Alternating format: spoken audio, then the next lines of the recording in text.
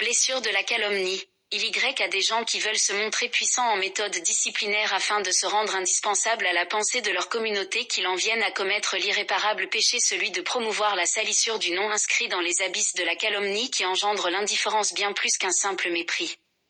Le mépris, c'est de se sentir coupable de ne pas annihiler ses défauts devant le calomnie qui, parce qu'il se rend compte de l'hypocrisie de son prochain, l'évite, alors l'augmentation des blasphèmes se fait entendre.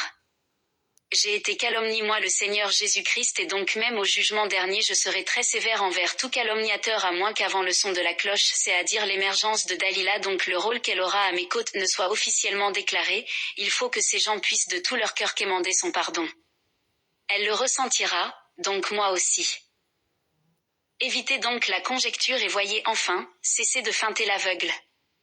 Et dites-vous, je sais quelle est la foi même. C'est ainsi médisance ou hypocrisie ou calomnie mènera, au même de sa roi dans l'au-delà. Tendez-lui le cœur en ne vous abstenant pas de regarder ses vidéos. Sinon, pour en revenir à cette blessure, elle est capitale de ne pas la ressentir pour le calomnie qui connaît la valeur d'être la nomination même contre le tyran à la langue et aux manœuvres dans le feu promis. Ainsi le vent ne doit pas régner en maître, et sachez que le moulin a besoin certes de vent pour s'épanouir, isole dans son évolution certaine, mais l'entourage doit être sélectionné à souhait pour éviter de la chair que mangeront rôlement les calomniateurs. Le bien-être en connexion avec Jésus-Christ.